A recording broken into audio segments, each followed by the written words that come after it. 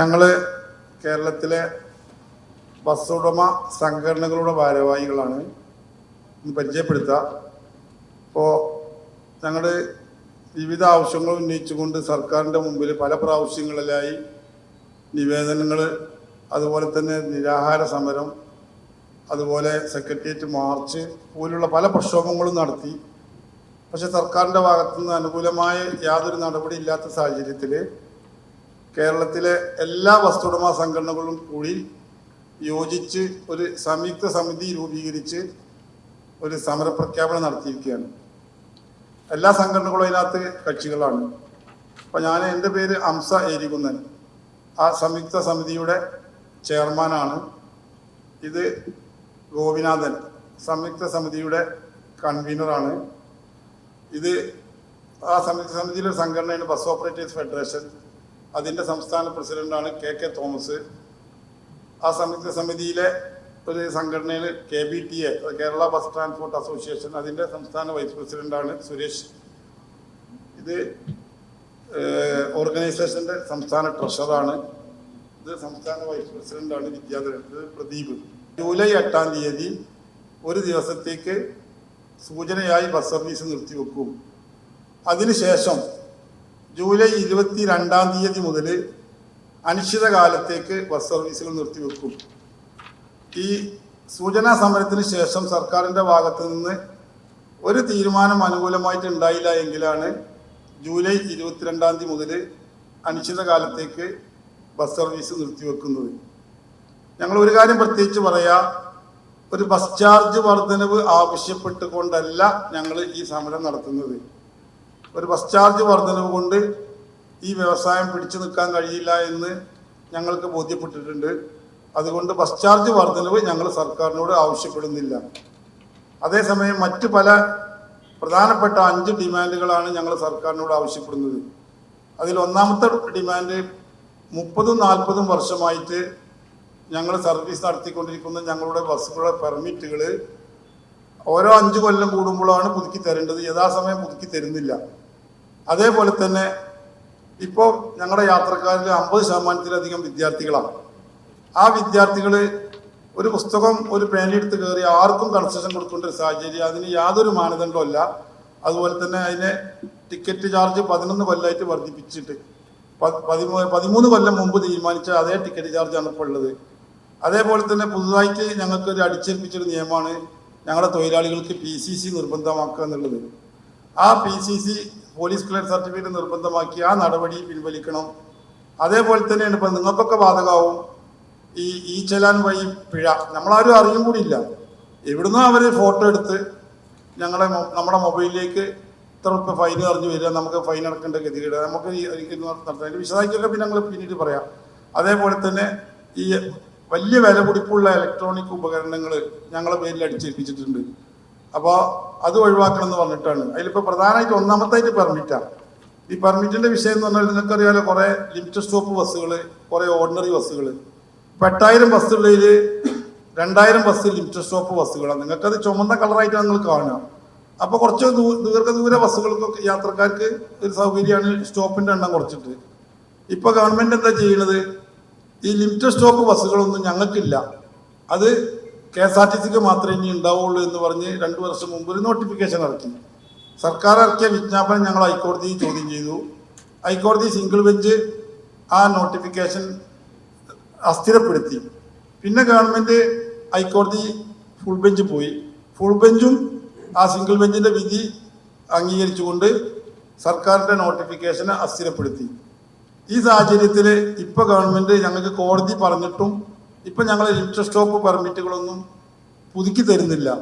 അതിനവർ പറയുന്ന കാരണം ഈ ലിമിറ്റഡ് സ്റ്റോപ്പ് ബസ്സുകളും ദീർഘദൂര ബസ്സുകളൊക്കെ KSRTCക്ക് മാത്രമേ സർവീസ് നടത്താൻ പറ്റുള്ളൂ. അതുകൊണ്ട് അത്തരം ബസ്സുകളുടെ പെർമിറ്റുകൾ KSRTCക്ക് നൽകണമെന്നാണ് പറഞ്ഞിട്ടുള്ളത്.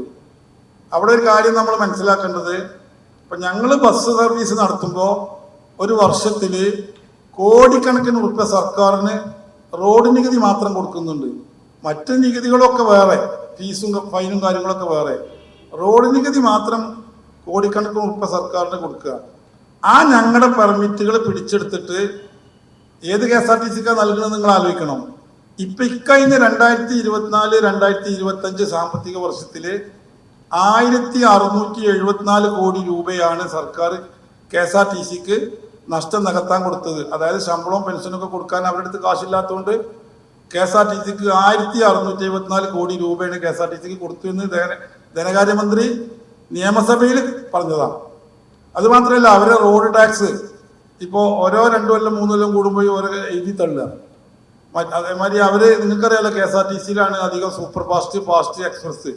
ഞങ്ങൾ ഓർഡിനറി ടിക്കറ്റാണ്. ഇപ്പൊ ഞങ്ങൾ ലിമിറ്റഡ് സ്റ്റോപ്പ് ബസ്സുകളാണെങ്കിലും അതിന്റെ ഫസ്റ്റ് ഫെയർ എന്ന് പറഞ്ഞാൽ ഓർഡിനറി ചാർജാണ്. കിലോമീറ്ററിന് 1 രൂപ, മിനിമം ചാർജ് 10 രൂപ. എന്നാൽ KSRTCയുടെ ഫാസ്റ്റ്, സൂപ്പർ ഫാസ്റ്റ് കാറ്റഗറിയിലാണ് അധിക ബസ്സുകളും, 50%-ലധികം. അതൊക്കെ ഉയർന്ന ക്ലാസ്സിൽ ടിക്കറ്റ് നിരക്ക് ഈടാക്കിയിട്ട് കൂടി വിദ്യാർത്ഥികൾക്ക് കൺസെഷൻ നൽകാഞ്ഞിട്ട് കൂടി ഇപ്പൊ KSRTC നിങ്ങൾക്കറിയാലോ, ഇവിടെ ഈ തെക്കൻ മേഖലയിൽ കുറച്ച് മുൻകൂട്ടി കാർഡ് കൊടുത്ത് അല്ലാണ്ട് എന്നിട്ട് പോലും നഷ്ടം സഹിക്കുന്ന ആ KSRTCക്ക് വേണ്ടി 1674 കോടി രൂപയാണ് കഴിഞ്ഞ വർഷം. ഓരോ വർഷത്തേമാർ 2000-ഓളം കോടി രൂപ കൊടുക്കുന്ന നഷ്ടം വരുത്തുന്ന KSRTCക്ക് വേണ്ടിയാണ് ഞങ്ങളെ പെർമിറ്റുകൾ പിടിച്ചെടുത്ത് നൽകുന്നത്. അപ്പൊ അത് ഞങ്ങൾക്ക് പുതിയ പെർമിറ്റുകളൊന്നും ഞങ്ങൾ ആവശ്യപ്പെടുന്നില്ല. ഞങ്ങൾ വർഷങ്ങളായി 15, 20, 25 കൊല്ലങ്ങളായി സർവീസ് നടത്തിക്കൊണ്ടിരിക്കുന്ന ഞങ്ങളെ ബസ്സുകള് ഞങ്ങൾക്ക് അക്കാലത്തിൽ എങ്ങനെയാണോ പെർമിറ്റ് തന്നത് അതേപടി ലിമിറ്റഡ് സ്റ്റോപ്പ് ഉള്ളത് ലിമിറ്റഡ് സ്റ്റോപ്പായിട്ടും ഓർഡിനറി ഉള്ളത് ഓർഡിനറി ആയിട്ടും ഞങ്ങൾക്ക് പുതുക്കി തരണം എന്നാണ് ഞങ്ങൾ സർക്കാരിനോട് ആവശ്യപ്പെട്ടിട്ടുള്ളത്. പിന്നീട് ബാക്കി ഞങ്ങളുടെ ഡിമാൻഡുകളെ കുറിച്ചൊക്കെ ഇവർ പറയും. സ്വകാര്യ ബസ് ഉടമകൾ സംസ്ഥാനത്ത് സമരം നടത്തുന്നത് യാത്രാ നിരക്ക് വർധനവ് ഉദ്ദേശിച്ചാണ്. നേരത്തെ സൂചിപ്പിച്ചു, ഞങ്ങളൊരു പ്രധാന ഡിമാൻഡ് യാത്രാ നിരക്ക്, നിലവിലോടുന്ന യാത്രാ നിരക്ക് വർദ്ധിപ്പിക്കുക എന്നുള്ളതാണ്. ഇപ്പൊ ഞങ്ങളെ സംബന്ധിച്ചിടത്തോളം അവസാനമായിട്ട് യാത്രാ നിരക്ക് വർദ്ധിപ്പിച്ച് 2022-ലാണ്. ഇപ്പൊ 2025 കഴിഞ്ഞു, 3 കൊല്ലം കഴിഞ്ഞു. സാധാരണ ഇവിടെ 2 കൊല്ലം, ഓരോ 2 കൊല്ലം കൂടുമ്പോഴും അതിന്റെ പ്രവർത്തന ചെലവിന്റെ ആനുപാതികമായിട്ടുള്ള ചെലവുകൾ കണക്കൂട്ടിയിട്ട്, വർധനവ് കണക്കൂട്ടിയിട്ട് സാധാരണ ഞങ്ങൾക്ക് ബസ് ചാർജ് വർധനവ് നടപ്പിലാക്കി തരാറ് പതിവുണ്ട്. പക്ഷെ ഇത്തവണ ഞങ്ങളെ പ്രവർത്തന ചെലവിന് കുറവുണ്ടായില്ല. ഡീസലിന്റെ വില സർക്കാർ വർദ്ധിപ്പിച്ചു. ബാക്കി ഞങ്ങളുടെ എല്ലാ മേഖലകളിലുള്ള വിലകളും ഈ കാലങ്ങളിലൊക്കെ വർദ്ധിപ്പിച്ചിട്ടുണ്ട്. അപ്പൊ ഞങ്ങളെ സംബന്ധിച്ചിടത്തോളം ഒരു യാത്രാ നിരക്ക് വർധനവിന്റെ കാലഘട്ടമായി കഴിഞ്ഞു. പക്ഷെ ഞങ്ങൾ ഇത്തവണ ഇത് ചോദിക്കാത്തതിന്റെ കാരണം, ഓരോ തവണ ബസ് ചാർജ് വർദ്ധിപ്പിക്കുമ്പോഴും ഇതിന്റെ ഗുണം KSRTCക്ക് മാത്രമായിട്ട് പോവാണ്. കാരണം ഞങ്ങളുടെ ഏറ്റവും പ്രധാനപ്പെട്ട 60%-ലധികം വരുന്ന യാത്രക്കാരായിട്ടുള്ള വിദ്യാർത്ഥികളുടെ യാത്രാ നിരക്ക് വർദ്ധിപ്പിക്കാതെ കേവലം സാധാരണ യാത്രക്കാരുടെ യാത്രാ നിരക്ക് മാത്രം വർദ്ധിപ്പിച്ചാൽ അതിന്റെ ഗുണം കിട്ടുന്നത് KSRTCക്ക് മാത്രമാണ്. ഞങ്ങളെ യാത്രക്കാരൊന്നും വിദ്യാർത്ഥികളാണ് കൂടുതൽ. അതുകൊണ്ട് വിദ്യാർത്ഥികളുടെ യാത്രാ നിരക്ക് വർധനവില്ലാത്തൊരു വർധനവ് കൊണ്ട് ഞങ്ങൾക്ക് യാതൊരു ഗുണവുമില്ല. അതുകൊണ്ട് വിദ്യാർത്ഥികളുടെ യാത്രാ നിരക്ക് വർധനവ് അനിവാര്യമാണ്. ആ കാര്യത്തിനാണ് ഞങ്ങൾ ഏറ്റവും പ്രധാനമായിട്ട് ഊന്നൽ നൽകിക്കൊണ്ട് ഇത്തവണ ഒരു സമരം നടത്താൻ ഞങ്ങൾ തീരുമാനിച്ചത്. ഇപ്പൊ ഞങ്ങളെ സംബന്ധിച്ചിടത്തോളം ഈ സംസ്ഥാന സർക്കാർ 2010 ഒരു കമ്മീഷൻ നിയമിച്ചത്, ജസ്റ്റിസ് രാമേന്ദ്രൻ, ഒരു ധനകാര്യ വിദഗ്ധനും അതുപോലെ തന്നെ ഒരു ട്രാൻസ്പോർട്ട് എക്സ്പെർട്ടും അടങ്ങുന്ന ഒരു കമ്മീഷനെ നിയമിച്ച് ഈ കമ്മീഷൻ 2011 മുതൽ 2022 വരെ ഒരുപാട് പഠനങ്ങൾ നടത്തി സർക്കാരിന് പല റിപ്പോർട്ടുകൾ കൊടുത്തതിൽ എല്ലാ റിപ്പോർട്ടിലും അടിവരയിട്ട് പറഞ്ഞിട്ടുള്ള ഒരു കാര്യം, സംസ്ഥാനത്തെ സ്വകാര്യ ബസ്സുകളുടെ എണ്ണം കുറഞ്ഞു വരുന്നതിന്റെ പ്രധാനപ്പെട്ട കാരണം, എണ്ണം കുറഞ്ഞു വരുന്ന കണക്ക് പറഞ്ഞാൽ 32,000 ബസ് ഉണ്ടായിരുന്നു. ഇപ്പോൾ 8,000 താഴെ ബസ്സുകൾ ചുരുങ്ങിയിരിക്കുക. ഓരോ ബസ്സും ഒരു ദിവസം 1000-ലധികം യാത്രക്കാരുടെ യാത്രാ സൗകര്യങ്ങൾ ഏറ്റവും ചുരുങ്ങിയ നിരക്കിൽ കൊണ്ടുപോയിരുന്നതാണ് സംസ്ഥാനത്തെ സ്വകാര്യ ബസ്സുകൾ. ആ സ്വകാര്യ ബസ്സുകളുടെ 32,000 നിന്ന് 8,000 കുറഞ്ഞു എന്ന് പറഞ്ഞാൽ സർക്കാരിന്റെ റവന്യൂ നേരത്തെ സൂചിപ്പിച്ച സർക്കാരിന്റെ റവന്യൂവിൽ ഉൾപ്പെടെ അയച്ച കുറവ് വരുന്നു, യാത്രക്കാരുടെ യാത്രാ സൗകര്യങ്ങൾ കുറവ് വരുന്നു. ഇത്തരം ഒരു സാഹചര്യങ്ങൾ മുന്നിൽ കണ്ട പ്രധാനപ്പെട്ട കാരണം ഈ മേഖലയിലെ യാത്രക്കാരായിട്ടുള്ള വിദ്യാർത്ഥികളുടെ യാത്രാ നിരക്കിൽ വർധനവില്ലാത്തതുകൊണ്ടാണ് 2011 നിശ്ചയിച്ച 1 രൂപ എന്ന മിനിമം നിരക്കിൽ വിദ്യാർത്ഥികളെ കൊണ്ടുപോകേണ്ടതുള്ളതുകൊണ്ടാണ് ഈ വ്യവസായം ഇങ്ങനെ തകർന്ന് തരിപ്പണമായതെന്ന് വളരെ വ്യക്തമായിട്ട് ഈ രാമേന്ദ്രൻ കമ്മീഷൻ റിപ്പോർട്ടിൽ പറഞ്ഞിട്ടുണ്ട്. ഇത് കൂട്ടിക്കൊടുത്താലേ ഈ മേഖല രക്ഷപ്പെടുള്ളൂ. ഇത് സാധാരണക്കാരന്റെ ഏറ്റവും ചെലവ് കുറഞ്ഞ വാഹനമാണ്. ഒട്ടനവധി ആളുകൾക്ക് നേരിട്ട് തൊഴിൽ നൽകിക്കൊണ്ടിരിക്കുന്ന ഒരു വ്യവസായമാണ്. സർക്കാരിന്റെ ഖജനാവിലേക്ക് ധാരാളം പണം ലഭിക്കുന്ന ഒരു വ്യവസായമാണ്. ഇതിനെ സംരക്ഷിക്കേണ്ടത് ഈ സർക്കാരിന്റെ ബാധ്യതയാണ്. അതുകൊണ്ട് വിദ്യാർത്ഥികളുടെ യാത്രാ നിരക്ക് വർധനമെന്ന് അത് അടിവരയിട്ട് അദ്ദേഹം പറഞ്ഞാണ്. 22 ചാർജ് വർദ്ധിപ്പിക്കാൻ സർക്കാർ തീരുമാനിച്ച ആ നോട്ടിഫിക്കേഷനിലും പറയുന്നുണ്ട്, ജസ്റ്റിസ് രാമേന്ദ്രൻ കമ്മീഷൻ റിപ്പോർട്ടിന്റെ അടിസ്ഥാനത്തിലാണ് ഞങ്ങൾ യാത്രാ നിരക്ക് വർദ്ധിപ്പിക്കുന്നതെന്ന് പറയുന്നുണ്ട്. പക്ഷേ രാമേന്ദ്രൻ കമ്മീഷൻ റിപ്പോർട്ടിന്റെ ഏറ്റവും പ്രധാനപ്പെട്ട ഭാഗം മാറ്റിവെച്ചിട്ടാണ് ഈ യാത്രാ നിരക്ക് വർധനവ് സർക്കാർ പ്രഖ്യാപിച്ചത്. അപ്പൊ ഞങ്ങൾ അന്ന് തന്നെ ഗവൺമെന്റിനെ കണ്ട് ഞങ്ങളുടെ കാര്യങ്ങൾ ഞങ്ങൾ പറഞ്ഞിരുന്നു. അന്ന് മന്ത്രി അടക്കം, അന്നത്തെ ഗതാഗത മുഖ്യമന്ത്രി അടക്കം പറഞ്ഞത് ഈ വിദ്യാർത്ഥികൾക്ക് ഈ 1 രൂപ കൊണ്ടുപോകുന്നത് അവർക്ക് പോലും നാണക്കേടാണ്, ഇത് വർധനവ് അനിവാര്യമാണെന്ന് അന്നത്തെ മന്ത്രി പോലും പറഞ്ഞിട്ട് ആ യാത്രാ നിരക്ക് വർധന സമയത്ത് ഞങ്ങൾക്ക് യാത്രാ നിരക്ക് വിദ്യാർത്ഥികളുടെ യാത്രാ നിരക്ക് കൂട്ടിയില്ല. അപ്പൊ ഞങ്ങൾ വീണ്ടും പ്രക്ഷോഭം നടത്താനായിട്ട് ഗവൺമെന്റ് മന്ത്രിയെ കണ്ടപ്പോൾ അദ്ദേഹം പറഞ്ഞത് ഞങ്ങൾ ഒന്നും കൂടി കുറച്ച് പഠിക്കാനായിട്ട് ഒരു ജസ്റ്റിസ് രവിരാമൻ എന്ന് പറയുന്ന ആളെ, ഡോക്ടർ രവിരാമൻ എന്ന് പറയുന്ന ഒരു പ്ലാനിംഗ് ബോർഡ് അംഗത്തിന് നിയോഗിച്ച് വേറൊരു കമ്മീഷൻ ഞങ്ങൾ വെച്ചിട്ടുണ്ട് എന്ന് അദ്ദേഹം ഞങ്ങളെയൊക്കെ തെളിവെടുപ്പ് നടത്തി. ഇപ്പൊ അദ്ദേഹം ഒരു റിപ്പോർട്ട്, അദ്ദേഹത്തിന്റെ റിപ്പോർട്ട് 2022 നിശ്ചയിച്ച കമ്മീഷനാണ് കേട്ടോ.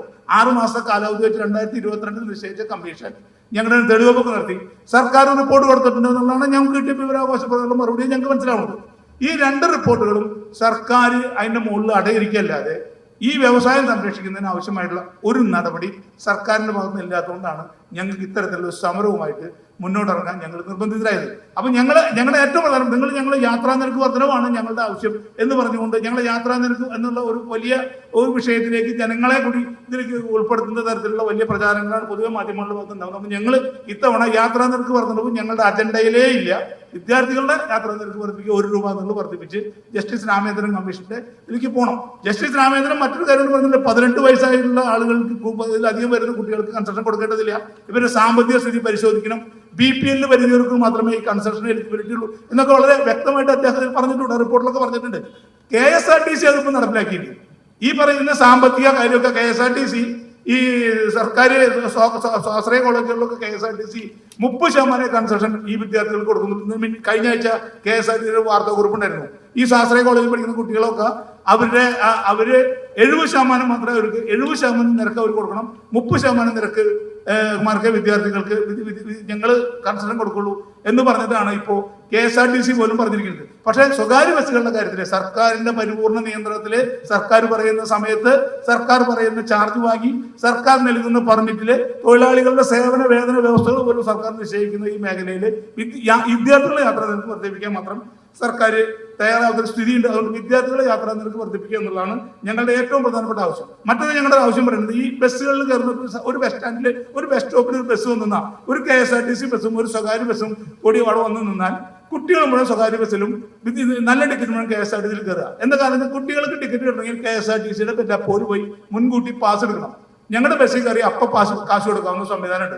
അപ്പൊ ഞങ്ങൾ പറയുന്നത് ഈ KSRTC സംസ്ഥാന സർക്കാരിനെ നേരത്തെ സൂചിപ്പിച്ചല്ലോ, ഈ ഗവൺമെന്റ് അധികാരത്തിൽ വന്ന ശേഷം 6865 കോടി രൂപ KSRTCക്ക് ഈ ഗവൺമെന്റ് കൊടുത്തു എന്ന് കഴിഞ്ഞ ബഡ്ജറ്റ് സ്പീച്ചിൽ ധനകാര്യ വകുപ്പ് മന്ത്രി നിയമസഭയിൽ പറഞ്ഞതാ. 1865 കോടി രൂപ 4 കൊല്ലത്തേക്ക് കൊടുത്താൽ ഒരു കൊല്ലം 5 കോടി രൂപയാണ് KSRTC കൊടുക്കുന്ന കണക്ക്. ഒരു മാസം ഒരു ദിവസം 5 കോടി രൂപ കൊടുക്കുന്ന കണക്കാണ്. 6860 കോടി രൂപ 4 കൊല്ലത്തേക്ക് കൊടുത്താൽ ഒരു ദിവസം 5 കോടി രൂപയാണ് KSRTCക്ക് വേണ്ടി സർക്കാർ ചെലവാക്കിയെന്ന് മന്ത്രി പറയുന്നത്. അങ്ങനെ വന്നാൽ 3500 KSRTC വേണ്ടിക്ക് 5 കോടി കൊടുക്കുക എന്ന് പറഞ്ഞാൽ 14,800 രൂപ ഒരു ദിവസം KSRTCക്ക് അങ്ങോട്ട് കൊടുത്താണ് ഈ KSRTC സർവീസ് നടത്തുന്നത്. KSRTC ജനങ്ങളിൽ നിന്ന് ഞങ്ങൾ ഈടാക്കുന്നതിന്റെ 30%, 40%, 50% സൂപ്പർ ഫാസ്റ്റ് അങ്ങനെ പല പേരും പറഞ്ഞുകൊണ്ട് ഞങ്ങളെക്കാൾ 50%, 60% അധികം പണം ഈടാക്കുന്ന സർക്കാരിന് ഒരു തരത്തിലുള്ള സാമ്പത്തിക ജനങ്ങൾക്ക് ഒരു സാമ്പത്തിക ആനുകൂല്യം നൽകാതെ ഈ നടക്കുന്ന KSRTCക്ക് വേണ്ടിയിട്ട് സർക്കാർ ഇത്രയും പണം കൊടുക്കുമ്പോൾ ഞങ്ങൾ ഈ വിദ്യാർത്ഥികളെ കൊണ്ട് കയറ്റി പോകുന്ന ഞങ്ങൾക്ക് ഒരു ആനുകൂല്യങ്ങൾ തരുന്നില്ല എന്ന് മാത്രമല്ല ഞങ്ങൾ ഇന്ന് കൂടുതൽ പണം ഈടാക്കുന്ന തരത്തിലുള്ള പുതിയ നടപടികൾ മുന്നോട്ട് പോകാം. ഇവിടെ നേരത്തെ ഈ ചെല്ലാൻ്റെ കാര്യം പറഞ്ഞു. ബസ്സുകളിൽ പോകുന്ന എവിടെ ഒളിഞ്ഞും തെളിഞ്ഞും നിന്ന് ഫോട്ടോ എടുത്ത് ഞങ്ങൾക്ക് ഒരു മെസ്സേജ് മാത്രം വരും. ഞങ്ങളുടെ മൊബൈലിൽ ഒരു മെസ്സേജ് വരും.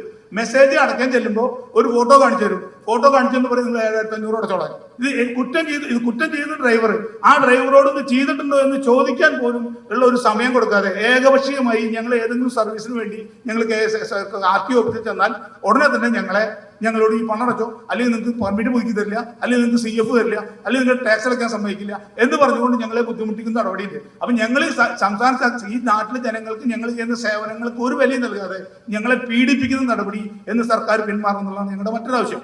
അതുപോലെ തന്നെ ഞങ്ങൾ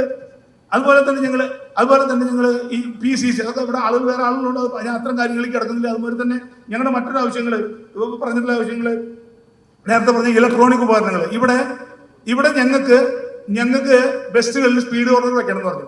സർക്കാർ പറയുന്ന മുഴുവൻ കമ്പനിക്കാരുടെ പറയുന്ന ലിസ്റ്റിൽ നിന്നുള്ള സാധനങ്ങൾ മാത്രമേ വാങ്ങാൻ പാടുള്ളൂ. ഒരു കൊല്ലം കഴിഞ്ഞ് കമ്പനി ഒന്നും സ്ഥലത്തില്ല. ഇപ്പൊ ഓരോ വർഷവും ഞങ്ങൾ 1500, 2000, 3000, 4000 രൂപ കൊടുത്തിട്ട് റിപ്പയർ ചെയ്തിട്ട് വേണം ഞങ്ങൾ CF ഹാജരാക്കാൻ. ഇത് ഒരാളും പരിശോധിക്കാനും ഇല്ല, ഒന്നുമില്ല. അതുപോലെ അതിനുശേഷമാണ് പറഞ്ഞത് GPS സംവിധാനം. GPS സംവിധാനം വന്നപ്പോ GPS സംവിധാനത്തിനും ഈ GPS അതുമാതിരി ഈ സ്പീഡ് ഗവർണറും തമ്മിൽ ഒരേ ഉപകാരമുള്ളത്. GPS വയ്ക്കുമ്പോൾ സംസ്ഥാനത്തെ മുഴുവൻ പോലീസ് സ്റ്റേഷനുകളിലും സംസ്ഥാനത്തെ മുഴുവൻ RTO ഓഫീസുകളിലും ഇതിൻ്റെ ഒരു കൺട്രോൾ റൂം വെക്കണം എന്നാണ് പറഞ്ഞിരുന്നത്. ഈ കൺട്രോൾ റൂമിൽ ഇരുന്ന് ബസ്സിൽ എന്തെങ്കിലും വിഷയങ്ങൾ തമ്മിൽ യാത്രക്കാർ തമ്മിലോ ഈ മറ്റേ കുട്ടികളെ ഹരാസ് ചെയ്യുക അങ്ങനെയുള്ള ഒരു വിഷയം വന്നാൽ ഒരു ബട്ടൺ അമർത്തിയാൽ RTO ഓഫീസിലോ അല്ലെങ്കിൽ പോലീസ് സ്റ്റേഷനിലോ അതിന്റെ വിവരം കിട്ടും എന്നുള്ളൊരു സ്ഥിതി നിലനിർത്താൻ വേണ്ടിയിട്ടാണ് ഈ GPS സംവിധാനം ഞങ്ങളെ മേലെ അടിച്ചേൽപ്പിച്ചത്. നിർഭാഗ്യവശാൽ സംസ്ഥാനത്ത് ഒരു സ്ഥലത്തും ഈ കൺട്രോൾ റൂം ഇതുവരെ പ്രവർത്തനം ആരംഭിച്ചില്ല. ഞങ്ങൾ ഓരോ വർഷവും 3500 4000 രൂപയും കൊടുത്ത് ഈ GPS വീണ്ടും ഓരോ കൊല്ലം സർവീസ് ചെയ്യണം. ഒരു ഉപകാരമില്ലാത്ത ഈ സാധനം സ്വകാര്യ ബസ്സുകളുടെ മേലും അടിച്ചേൽപ്പിച്ചിരിക്കുക. അങ്ങനെ ഞങ്ങളുടെ മേലെ ഒട്ടനവധി കാര്യങ്ങളാണ്. ഞങ്ങളുടെ പെർമിറ്റുകളുടെ കാര്യം നേരത്തെ സൂചിപ്പിച്ചു. ഞങ്ങളുടെ പെർമിറ്റുകളിലൂടെ ഞങ്ങൾ RTO ഓഫീസിൽ നിന്ന് ഞങ്ങൾ വ്യവസ്ഥാപിത മാർഗത്തിലൂടെ നേടിയ പെർമിറ്റാണിത്. ഈ നാട്ടിലെ വ്യവസായ സൗഹൃദ സംസ്ഥാനം എന്നൊക്കെ പറയുമ്പോൾ ഞങ്ങളൊരു 3-4 ആളുകൾക്ക് തൊഴിൽ കൊടുത്തുകൊണ്ട് 10-50 ലക്ഷം രൂപ മുതൽ മുടക്കി ഒരു വ്യവസായം എന്ന രൂപയിൽ ഞങ്ങൾ ഈ മേഖലയിലേക്ക് ഇറങ്ങി വന്നവരുടെ ഒരു ദിവസം നിങ്ങളുടെ ഈ 50 ലക്ഷം 40 ലക്ഷം വിലയുള്ള പെർമിറ്റുകൾ എടുത്തുകൊണ്ട് പോകണം. ഇത് KSRTCക്ക് കൊടുക്കാനാണ്. KSRTC ഈ നാട്ടിലെ ജനങ്ങളെ സേവിക്കാൻ ഇവിടെ ഉപയോഗിക്കുന്ന ഒരു വാഹനം KSRTC ആണ്. നിങ്ങൾ ഈ തെക്ക് ഭാഗങ്ങളിലൊക്കെ ഒരു പക്ഷേ KSRTC ധാരാളം. ഞങ്ങളുടെ മലബാറിലേക്ക് കടന്ന ഞങ്ങൾ മാത്രമാണ് അവിടെ സമയത്തിന് സർവീസ് നടത്തുന്നവരും കൃത്യമായി സർവീസ് നടത്തുന്നവരും നല്ല ബസ്സുകൾ ഓടിച്ചു കൊണ്ടുപോകുന്നത്. അപ്പൊ ഞങ്ങളെ ഒഴിവാക്കിക്കൊണ്ട് ഞങ്ങളെ എലിമിനേറ്റ് ചെയ്തുകൊണ്ട് KSRTCക്ക് വേണ്ടി ഇത്തരം നടപടികളുമായിട്ട് ഈ സർക്കാർ മുന്നോട്ട് പോയാൽ ഈ നാട്ടിലെ ജനങ്ങൾക്ക് ഏറ്റവും വലിയ പ്രശ്നം നാട്ടിലെ ജനങ്ങൾക്കാണ്, പിന്നെ വിദ്യാർത്ഥികൾക്കാണ്, പിന്നെ ഞങ്ങൾ വ്യവസായം നടത്തി പോകുന്ന ഈ തൊഴിൽ നൽകിക്കൊണ്ടിരിക്കുന്ന സംസ്ഥാനത്ത് അന്യ സംസ്ഥാന തൊഴിലാളികൾ കടന്നു വരാത്ത ഏക മേഖല ഈ സ്വകാര്യ ബസ് മേഖലയാണ്. ഈ മേഖലയെ തകർക്കാനുള്ള ഈ സർക്കാരിന്റെ നടപടിക്കെതിരെ ആണ് ഞങ്ങളുടെ ഈ സമരം. ജൂലൈ 8 ഞങ്ങൾ ഒരു ദിവസം സൂചനയായിട്ടും നടപടി ഉണ്ടായില്ലെങ്കിൽ 22 മുതൽ അനിശ്ചിതകാലത്തേക്കും സർവീസ് എത്തിക്കാനാണ് ഞങ്ങൾ തീരുമാനിച്ചത്. ഞങ്ങൾ സംസ്ഥാനത്തെ മുഖ്യമന്ത്രി ഉൾപ്പെടെയുള്ള മുഴുവൻ മന്ത്രിമാരെയും, ഗതാഗത മന്ത്രി മാത്രമല്ല മുഴുവൻ മന്ത്രിമാരെയും ഞങ്ങൾ നേരിട്ടുണ്ട് ഞങ്ങളുടെ വിഷയങ്ങൾ അറിയിച്ചിട്ടുള്ളതാണ്. ഞങ്ങൾ മറ്റൊരു മാർഗമില്ലാതെ ഞങ്ങളുടെ യാത്രക്കാരായിട്ടുള്ള കസ്റ്റമേഴ്സായിട്ടുള്ള യാത്രക്കാരെ ബുദ്ധിമുട്ടിയുള്ള ഒരു സമരത്തിന് ഞങ്ങൾ നിർബന്ധിതരായത് അതിന് വേണ്ടിയിട്ടാണ്. അതുകൊണ്ട് ഞങ്ങളുടെ ഈ സമരം വലിയ ഒരു വലിയ വാർത്താ പ്രാധാന്യം കൊടുത്ത് നിങ്ങൾ പ്രസിദ്ധീകരിക്കണമെന്ന് മാത്രം പറയാണ് ഞങ്ങളുടെ മറ്റു ആളുകൾ സംസാരിക്കുന്നത്. സ്വയം തൊഴിൽ കണ്ടെത്തി ആരെയും ആശ്രയിക്കാതെ ആരിൽ നിന്നും ഒന്നും വാങ്ങാതെ സർക്കാർ ഖജനാവിലേക്ക് ഏതാണ്ട് 1,30,000 മുതൽ 40,000 രൂപ വരെ ടാക്സായി മാത്രം അടയ്ക്കുകയും കൊണ്ടു നടക്കുന്ന ഈ വ്യവസായം ഇത് നിലനിർന്നു പോകേണ്ട ആവശ്യത്തെ പറ്റിയൊക്കെ ഞങ്ങൾ നേരത്തെ പറഞ്ഞതാണ്. സാധാരണക്കാരായ ആളുകൾ ഉപയോഗിക്കുന്ന ഏക പൊതുഗതാഗതമാണ് പ്രൈവറ്റ് ബസ്. നിർഭാഗ്യമെന്ന് പറയട്ടെ, ഇത് നിലനിർന്നു പോകുവാനുള്ള കാര്യങ്ങൾ ആലോചിക്കുന്നതിനപ്പുറത്തേക്ക് ഓരോ ദിവസവും പുതിയ പുതിയ നിയമങ്ങൾ അടിച്ചേൽപ്പിക്കുക. സൂചിപ്പിച്ചു PCC. ഇവിടെ അന്യസംസ്ഥാന തൊഴിലാളികൾ കൊടും ഭീകരരായി വന്നുകൊണ്ട് ഈ കേരളത്തിൻ്റെ വിവിധ മേഖലകളിൽ പണിയെടുക്കുന്നവർക്കൊന്നും PCCയുടെ ആവശ്യമില്ല.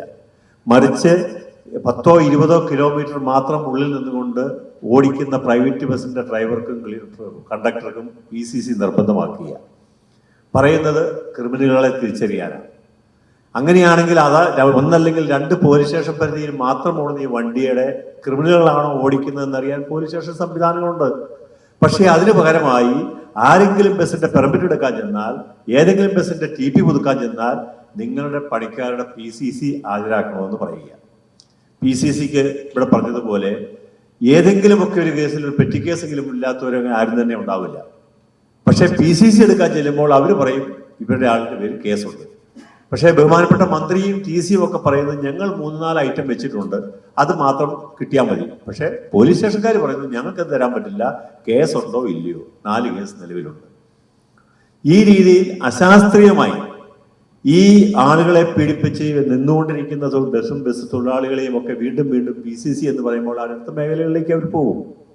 അതുകൊണ്ടാണ് പറയുന്നത് ഈ വ്യവസായത്തെ നിലനിർത്തുവാൻ, സത്യസന്ധമായി ഇതിന്റെ പ്രശ്നങ്ങൾ എവിടെയാണെന്ന് പഠിക്കുവാനും അത് പരിഹരിച്ച് മുമ്പോട്ട് പോകുവാനും ഞങ്ങളും തയ്യാറാണെന്ന് പല പ്രാവശ്യം പറഞ്ഞതാണ്.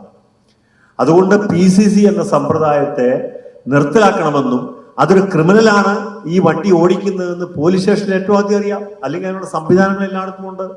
അതിനപ്പുറത്തേക്ക് നീ പോയി PCC എടുത്തുകൊണ്ട് വാ എന്ന് പറഞ്ഞു വിടുകയും PCC ഇല്ലെങ്കിൽ വണ്ടിയിൽ പണി കൊടുക്കരുത് പറയുകയും ആ വ്യവസായത്തെ നിന്നു പോകാനുള്ള സാഹചര്യം ഒരുക്കുകയും ചെയ്യുക.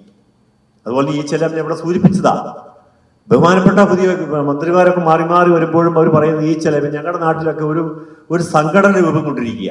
ആ സംഘടന ഒന്ന് മുറിയെടുത്തിരുന്നു കൊണ്ട് ആളുകളോട് പൈസ ചോദിക്കും. നിന്റെ വണ്ടി ഒരു ട്രിപ്പ് പോകുന്നില്ല, 5000 രൂപ എന്നാൽ ഞങ്ങൾ ഒഴിവാക്കാം, അല്ലെങ്കിൽ പരാതി കൊണ്ട് വീട്ടുകൾക്ക് കൊടുക്കും. 1 2 3 പ്രാവശ്യം കൊടുക്കുമ്പോൾ ബേക്ക് പരാതി 10,000 രൂപ, 7,300 മുതൽ 10,000 രൂപ വരെ ഫൈനടിപ്പിക്കുക. 3 4 പ്രാവശ്യം ഫൈനടിക്കുക. 30 വർഷം പഴക്കമുള്ള പെർമിറ്റ് ഇന്ന് 1 2 മിനിറ്റുകൾ മാത്രം ബാക്കിയുള്ളപ്പോൾ ചില വണ്ടികളൊക്കെ ചില സമയത്ത് നിർത്താറുണ്ട്.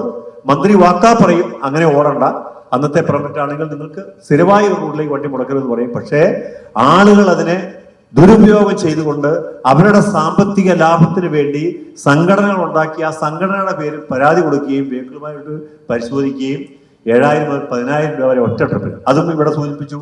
അത് കേവലം ഫോട്ടോ എടുത്ത് അയക്കുക. GPS എന്ന സംവിധാനം നമ്മളെ കൊണ്ട് നിർബന്ധമായും വണ്ടിയിൽ പിടിപ്പിച്ചിട്ടുണ്ട്.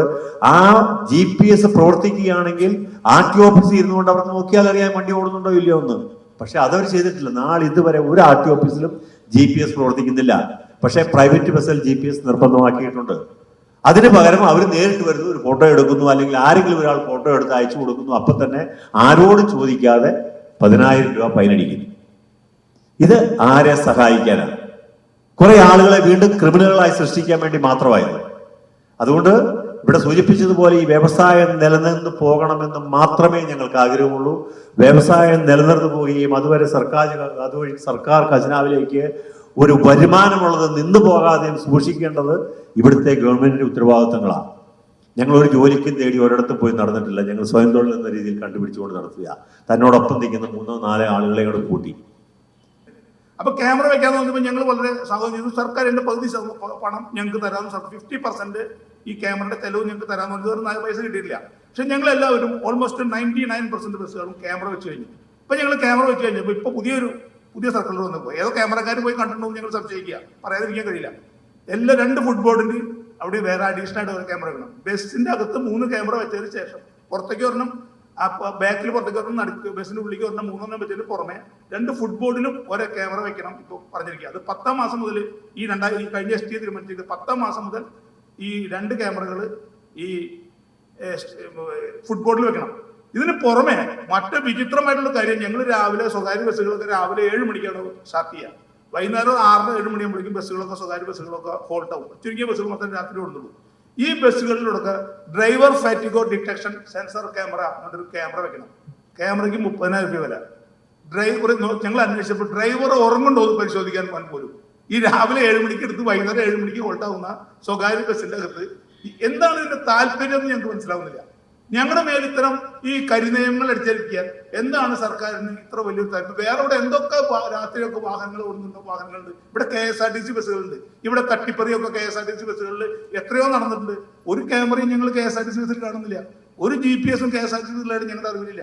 ഒരു സ്പീഡ് ഗവർണറും KSRTC ബസ്സിലായിട്ട് ഞങ്ങൾ അറിയില്ല. ഇവിടെ അപകടങ്ങളുടെ നിരക്ക് പരിശോധിച്ചാൽ ഞങ്ങളുടെ അപകടങ്ങളെക്കാൾ കൂടുതൽ KSRTC ബസ്സുകളിലാണ്. അതിന്റെ റേഷ്യോ കണക്ക് കൂടിയാൽ ഞങ്ങൾ 8,000 ബസ് ഓടുമ്പോൾ KSRTC-യുടെ 3,500 ബസ് ഓടുന്നു. പക്ഷെ അപകടങ്ങളുടെ കണക്ക് പരിശോധിച്ചാൽ ഞങ്ങളെക്കാൾ ഫാർ കൂടുതലാണ് KSRTC-യുടെ അപകടങ്ങൾ. ഇൻഷുറൻസ് ഇല്ല. ഒരു തരത്തിലുള്ള, ഞാൻ മനസ്സിലാക്കുന്നത് ഇവിടെ 15 വർഷം കഴിഞ്ഞ സർക്കാർ വാഹനങ്ങളുടെ ഒക്കെ RC ഇവിടെ കേന്ദ്ര സർക്കാർ ക്യാൻസൽ ചെയ്ത് കഴിഞ്ഞു. 16 വർഷത്തിലധികം 15 വർഷത്തിലധികം പഴക്കമുള്ള ബസ്സുകളൊന്നും ഓടാൻ പാടില്ല. നിങ്ങൾ KSRTC-യുടെ ഒന്ന് നിങ്ങൾ നിങ്ങളുടെ അടിച്ചു നോക്കിയാൽ, മൊബൈലിൽ അടിച്ചു നോക്കിയാൽ അറിയാം. RC cancel. പിന്നെ ഞാനൊരു അപകടമുണ്ടായി RC പരിശോധിക്കുമ്പോൾ RC ക്യാൻസൽ എന്ന് എഴുതി വെച്ചിട്ടുണ്ട്. അപ്പൊ അത്തരം വാഹനങ്ങളൊക്കെ ഇവിടെ നിർബാധം ഓടുക KSRTC-യുടെ പേര് പറഞ്ഞ്. സ്വകാര്യ ബസ്സുകളുടെ മേലെ എന്തൊക്കെ കുതിര കയറാൻ കഴിയുമോ അതൊക്കെ ഈ ഗവൺമെന്റ് ഇവിടെ ചെയ്യാം. അപ്പൊ അതുകൊണ്ട് ഞങ്ങൾക്ക് പറയാനുള്ളത്, ഈ വ്യവസായം ഈ നാട്ടിലെ സ്വകാര്യ ബസ് ഉടമയുടെ വ്യവസായം ഞങ്ങൾക്ക് ഒരു പേര് എഴുതി വയ്ക്കാനുള്ള അവകാശം മാത്രമേ അതിന്റെ മുകളിലുള്ളൂ. ബാക്കി പരിപൂർണമായിട്ട് സർക്കാരിന്റെ. സർക്കാർ പറയുന്ന കാലാകാലങ്ങളിൽ പറയുന്ന മുഴുവൻ സാമൂഹ്യ ബാധ്യതകളും നിറവേറ്റുന്നവരാണ് ഞങ്ങൾ. അപ്പൊ ഞങ്ങൾ നിലനിൽക്കാൻ, ഞങ്ങളുടെ ചെലവിന് ആനുപാതികമായിട്ടുള്ള വരുമാനം ഉണ്ടാക്കാൻ, ഞങ്ങളുടെ വരവുകൾ സർക്കാർ നിയന്ത്രിക്കുകയും ഞങ്ങളുടെ ചെലവിൽ സർക്കാരിന് ഒരു നിയന്ത്രണമില്ലാത്ത ഒരു സാഹചര്യം നിലനിൽക്കുമ്പോൾ ഈ വ്യവസായം സംരക്ഷിക്കപ്പെടേണ്ട സർക്കാർ, ഞങ്ങളുടെ എല്ലാ നിയമങ്ങളും അധികാരപ്പെടുത്തിയ സർക്കാർ ഞങ്ങളെ സഹായിക്കാനുള്ള നടപടി സ്വീകരിക്കുന്നില്ല. അതുകൊണ്ട് അതിനെതിരെയുള്ള ഒരു പ്രതിഷേധമാണ് ഞങ്ങളുടെ സമരം. ജനങ്ങളെ ബോധ്യപ്പെടുത്തുക എന്നുള്ള ഉദ്ദേശമാണ് ഞങ്ങൾ ഇതിനു വേണ്ടി നേരത്തെ ഞങ്ങൾ എല്ലാ ബസ് സ്റ്റാൻഡുകളും കേന്ദ്രീകരിച്ചുകൊണ്ട് ഞങ്ങൾ ജീപ്പ് ജാഥകൾ നടത്തിയിരുന്നു. ഞങ്ങൾ മേഖലാ കൺവെൻഷനുകൾ നടത്തിയിരുന്നു. ഞങ്ങൾ ട്രാൻസ്പോർട്ട് കമ്മീഷൻ ഓഫീസിലേക്കും മന്ത്രിയുടെ ഓഫീസിലേക്കും മാർച്ച് നടത്തിയിരുന്നു. ഒരു നടപടിയില്ലാത്ത സാഹചര്യത്തിൽ, മറ്റൊരു മാർഗമില്ലാത്ത സാഹചര്യത്തിലാണ് ഞങ്ങൾ ഇങ്ങനെ ബസ്സുകൾ നിർത്തിവെക്കാൻ നിർബന്ധിതരായിരിക്കുന്നത്.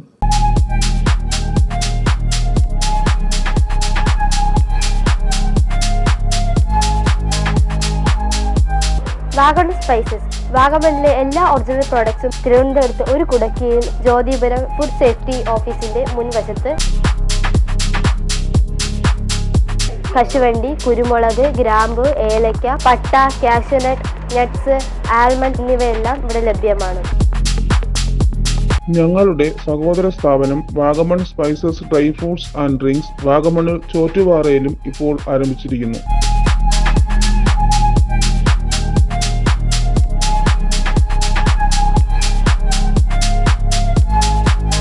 വാഗമണ്ണിൽ തുടങ്ങിയ വാഗമൺ സ്പൈസസിന് എല്ലാവിധ ആശംസകളും നേർന്നുകൊള്ളുന്നു.